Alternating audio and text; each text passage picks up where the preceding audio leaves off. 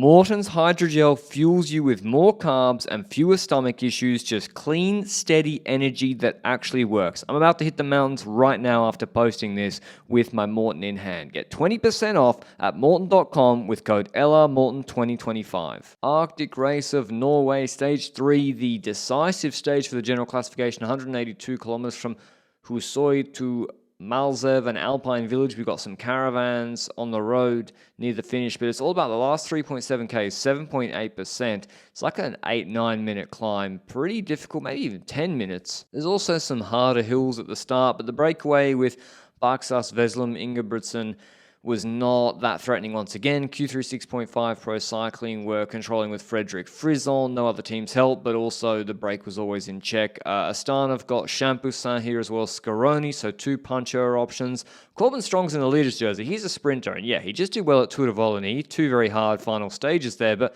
and you look at the Palmares, the recent winners, Cort, he's a sort of versatile sprinter, but usually it goes to a puncher like a Ben Hermans type guy. Could Corbin Strong really hang with Tom Pidcock on 3.5 Ks, 8%? Because, yeah, Q365 look pretty confident. They've got Vara here, who's good in these sort of one-week races with low fatigue before a punchy VO2 max effort. That's how he won the Tour of Guangxi in 2023. Veslum attacks out of the breakaway to go for the intermediate sprint. The rest of the break is caught with 17 Ks to go. And Shooter Pro Cycling, who the fuck are they going for? Dylan Turns has a mechanical at not the best time, a rear flat. He's one of Cofidis' best options.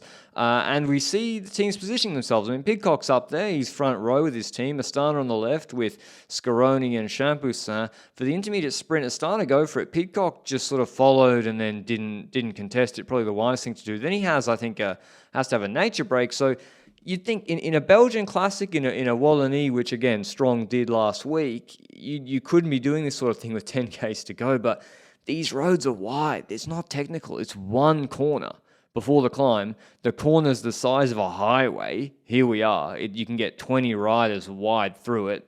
Maybe not 20, but you know what I mean. It's just not technical. Astana start to drive it. That's the last corner of the race, pretty much. It's just a huge sweeping road. And so it's just a pure power test. It's not been that hard a stage before. And, there's fresh guys, fresh domestiques that can make it really, really hard. Pierre the Latour attacks, I think, at the bottom. Ballerini neutralizes that. Ballerini in very good shape, actually, this year. He was good in the Classics.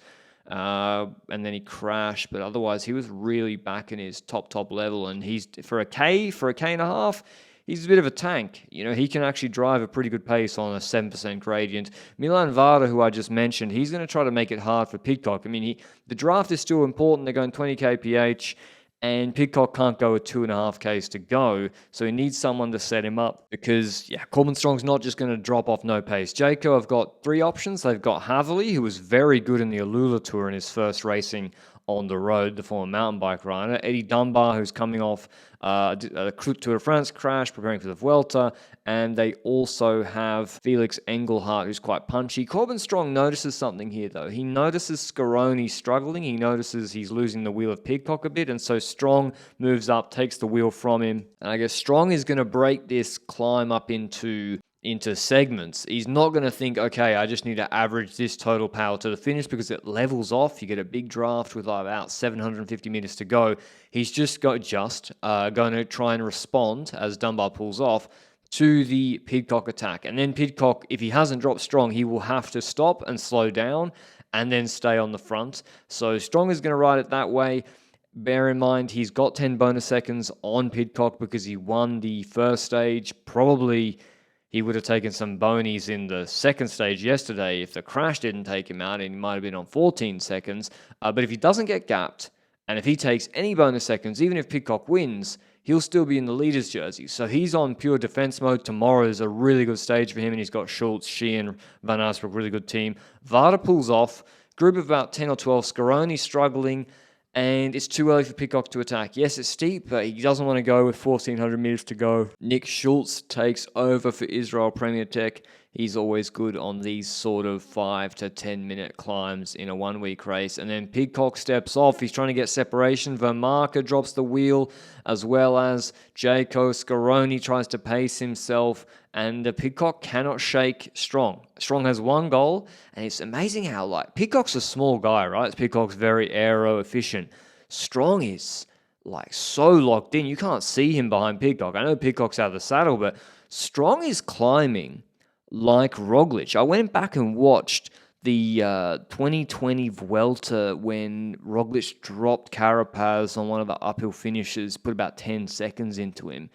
And he climbs out of the saddle in the drops, but stays really, really aero. And I think Strong must be in good shape. I mean, Pidcock is doing a good performance here. You see the gaps Pidcock puts on the other. Scaroni's a really good puncher, and so is Hatherley, so is all these other guys. Pidcock let it out from over a K, couldn't shake Strong, and we're thinking, okay, Strong's now going to roll in for the sprint, and it looks like he's coming up with 150 meters to go. Probably definitely Pidcock's not going to put him on a gap, and here, Strong's going to take the stage win.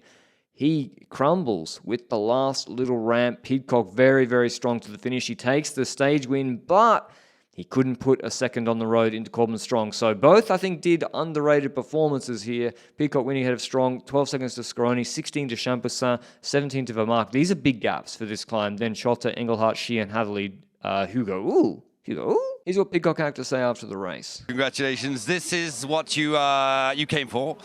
Suppose you must be happy with the legs. I mean, yeah, happy, and also, we wanted to try and get the jersey today, but Corbin did a pretty incredible climb for a sprinter. So, I think still a big race on for tomorrow, but it's gonna be tricky. He's a strong rider. He's obviously going very well. So, but obviously can be happy with stage win. You were looking for answers on your condition as well. Yeah, definitely. I think it's been a long training block, a long time since I've raced on the road, so definitely feeling some freshness coming back after the long first part of the year, so that's also a nice feeling. Important to have a strong team around you during the entire day today. Yeah, I think Fred did a great job, like 140 kilometers on the front by himself. No one wanted to help, but he did a great job, and team did great, supported me great on the last climb as well, so thanks to them. Now it's all in for tomorrow around Tromsø, and we know it's going to be tricky depending on the conditions as well. It's a circuit race with hills. Do you like the idea? Yeah, no, for sure. It's going to be a tough race tomorrow. Like I said, Corbin's got a strong team. He's obviously going very well, so it's going to be difficult, but let's see what we can do. Israel Premier Tech in a really good position now, though, because they have 3 riders in the top 9, including the GC leader. They have the strongest overall team for the versatile sprint stage tomorrow. Can Pidcock beat? Well, he's got to take 6 seconds on Strong. There's also intermediate sprints with bonus seconds where Strong will definitely be faster. Israel with the numbers they can play in the break. It's going to be tricky for Pidcock. Hope you enjoy the video. I'll see you with the recap tomorrow. Ciao, ciao.